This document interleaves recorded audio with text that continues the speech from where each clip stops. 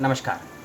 आज के वीडियो में आपसे बात एक ऐसे विषय पर मांगे गए शोधालेख की हम करेंगे जो शायद मेरे अभी तक किसी भी वीडियो में नहीं आया है। ये विषय लगभग 400 से अधिक वीडियो बना चुका हूँ अपने चैनल पर और इस विषय पर अभी तक मैंने कोई भी वीडियो नहीं बनाया है। इसीलिए इस वीडियो को पूरा देखिएगा बिना किसी सेकंड को स्किप किए हुए। और उस वीडियो के अंतर्गत जो लेख मांगे गए हैं, क्योंकि यह एक लेख के संदर्भ में वीडियो है, लेकिन विषय जैसा कि मैंने कहा कि पहली बार बना रहा हूं और बहुत अच्छे विषय हैं जो लोग साहित्य से रखते हैं संबंध, इतिहास से रखते हैं संबंध, समाज शास्त्र से रखते हैं संबंध, राजनीति शास्त्र से रखते हैं संबंध, पंचायती व्यवस्थाओं से रखते हैं संबंध, आर्टिकल 73 और 74 से रखते हैं संबंध, महिलाओं से रखते हैं संबंध, डेवलपमेंट स्टडीज़ से रखते हैं संबंध और साथ ही साथ लॉ से रखते हैं संबंध।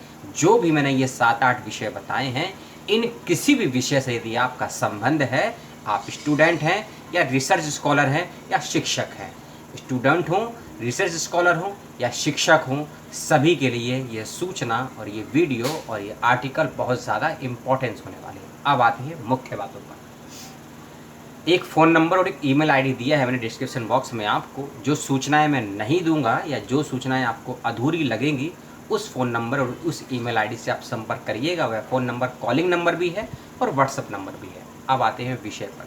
शोध आलेख मांगे गए हैं। एक पुस्तक हो रही है प्रकाशित ISBN नंबर के साथ। ISBN नंबर, ISSN नंबर ये बहुत ज़रूरी होते हैं एकेडमिक जगत में लिए, और जो इसको समझते हैं वे जानते हैं इसकी वैल्यू क्या होती है, इसकी महत्ता क्या होती है। तो इसीलिए यह पुस्तक भी ISBN नंबर के साथ पब्लिश हो रही है। इस बात का विशेष ध्यान रखिएगा। इसका विषय नोट कर लीजिए। भारत में पंचायती राज व्यवस्था के विविध आयाम। भारत में पंचायती राज व्यवस्था के विविध आयाम। और इस पंचायती राज व्यवस्था के नाम सुनते ही आपके समक्ष दो चीज़ें याद आती होंगी, आर्टिकल 73 एंड 74 और राजीव गांधी। दोनों का इतिहास क्या है कभी भविष्य में बताएंगे।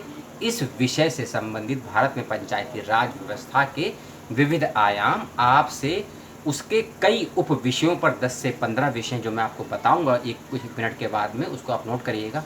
उन विषयों से संबंधित आपसे शोध आलेख मांगे गए हैं। लेख नहीं मांगे गए हैं, शोध आलेख मांगे गए हैं। शोध आलेख बिना रेफरेंसेस के नहीं दिए जाते हैं, इस बात का विशेष ध्यान रखिएगा। रेफरेंसेस आपको देने हैं, इस बात का भी ध्यान रखिएगा। और दोनों भाषाओं में आप इसको दे सकते हैं, हिंदी में भी और अंग्रेजी में भी। हिंदी के विषय में आपको बता दूंगा और अंग्रेजी के विषय में नीचे डिस्क्रिप्शन बॉक्स में लिख दूंगा। अपने विषय को, अपने लेख या आर्टिकल को दोनों ही भाषाओं में आप दे सकते हैं। हिंदी का और अंग्रेजी का फ़ॉन्ट साइज क्या होगा, फ़ॉन्ट टाइप क्या होगा, फ़ॉन्ट का नेम क्या होगा, उसके डिस्क्रिप्शन की जानकारी दिए गए फ़ोन नंबर और ईमेल आईडी से आपको प्राप्त होगी। और ये आपको करनी होगी यदि आप इसमें भेजना चाहते हैं अपने लेख या आर्टिकल।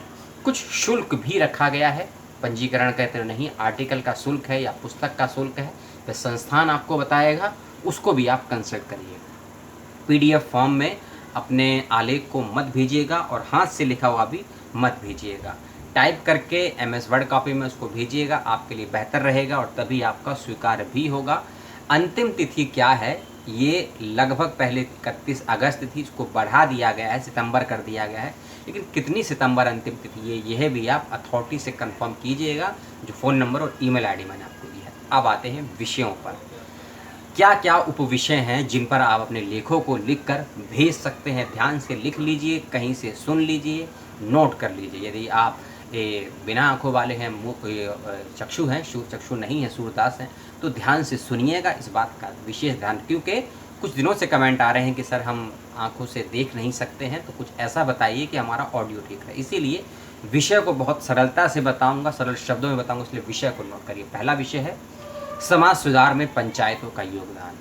जी हाँ, सोशल डेवलपमेंट के पॉइंट ऑफ व्यू से पंचायतें क्या योगदान दे रही हैं, क्या योगदान देती हैं और क्या योगदान देंगी एज अ फ्यूचर, इस विषय पर आपको अपने लेख को भेजना है। समाज सुधार में पंचायतों का योगदान अगला विषय है और सेंसिटिव विषय है।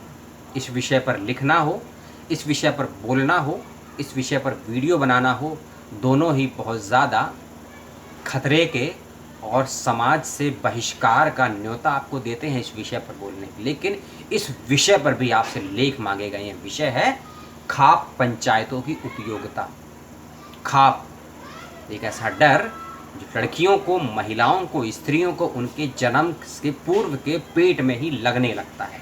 खाप पंचायत का उपयोगिता क्या है, इस विषय पर आपको अपने लेख को लिखकर भेजना है। अगला विषय है मनरेगा और पंचायत। मनरेगा और पंचायत। एक और विषय है आपका पंचायत राज पर फैसले और कानून।